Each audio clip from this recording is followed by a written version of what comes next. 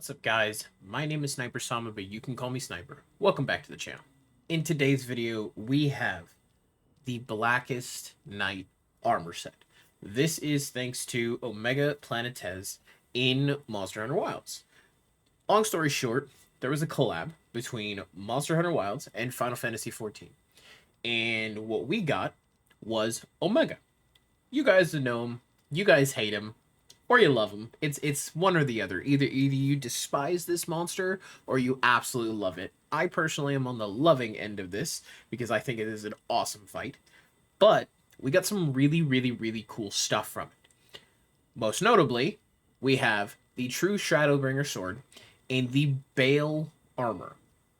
Now, we've gone over a little bit of the greatsword just in previous builds, the whole bit, but we're going to go ahead and dive in because this is my Blackest Night build, utilizing 4 pieces of the new Omega/Bale armor. This is from the regular variant. The reason for it is because it's got a really interesting set bonus skill. So let's go ahead and get into it. To start, for our weapon, we are rocking the greatsword. Okay, that is because I have played Final Fantasy XIV, and I was actually a Dark Knight main in Final Fantasy XIV. So it was really cool how they did the collab, and it really lined up perfectly with how I used to play anyways.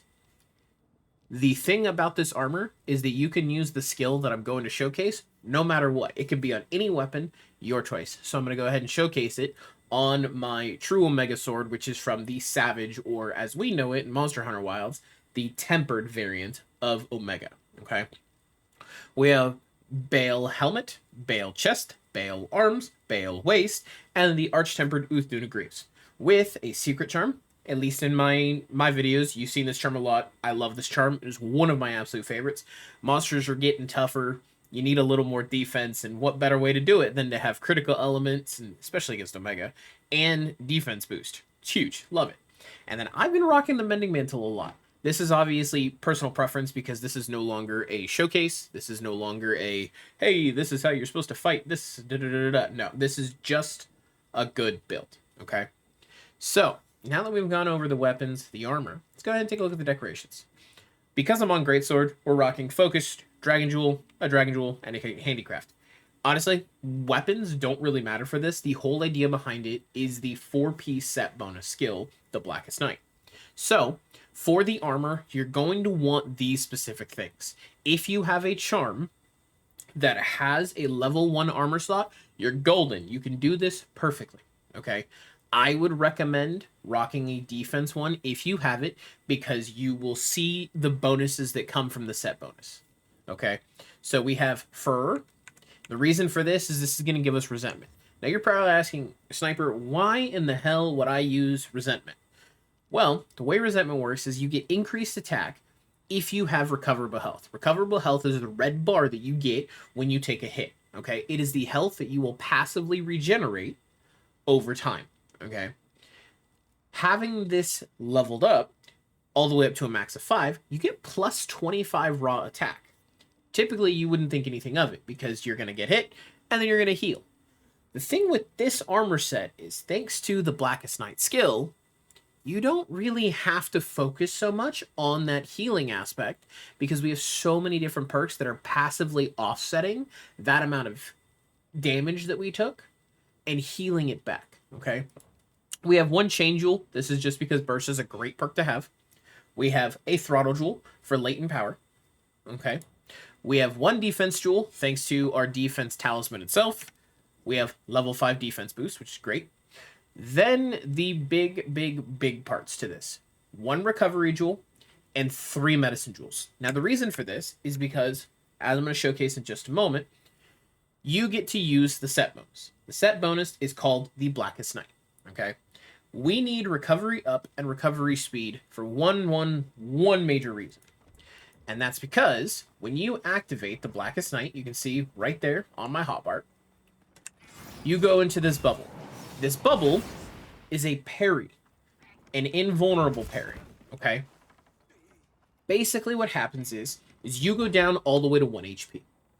Once that happens, because this is a parry, you activate your skill. If you activate the skill like this, nothing happens, you don't parry. You will do this Edge of a Shadow attack, which doesn't do a whole lot. Okay, The idea is you want to pop it, you want to get hit. The reason you want to get hit is because it will trigger this ability, Undead Redemption. The way Undead Redemption works is you go all the way down to 1 HP. Once you're at 1 HP, you are going to gain an unruly amount of defense. So to showcase this, we'll take a look. I actually have my armor leveled up all the way because I was so excited for this build. 539 defense. Granted, this is with food buff. Okay. If we were to walk over to the training dummy and hit it, we activate our skill, we get hit. Not only did we do a counter for almost the same amount of damage as a TCS, but we doubled our defense. No. Not a little bit. No. We doubled it. Okay? On top of the fact that you get an insane amount of damage. Now with this skill active, you heal on hit. So my undead greatsword build that I made a while back, yeah, how it had flare on it and the Guardian Arkfeld armor, and that way when you'd break a wound, you'd heal. Completely null and void now.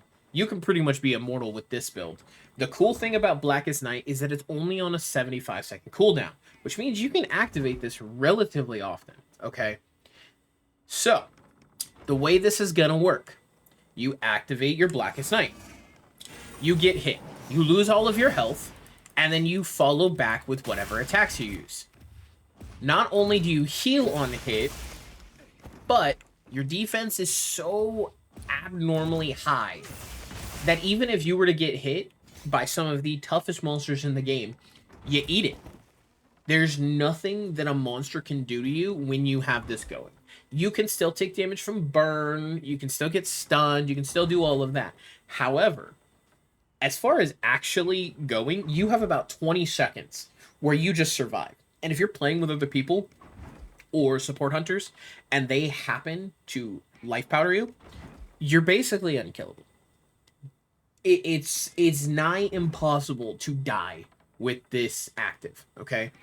On top of the fact that you heal on hit, you have an insane double defense bonus. You also will gain passive life regen.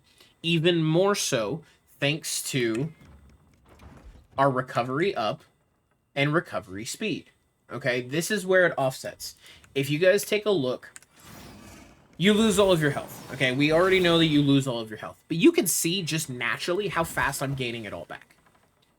And this entire time, resentment is active, which means my attack is at 261.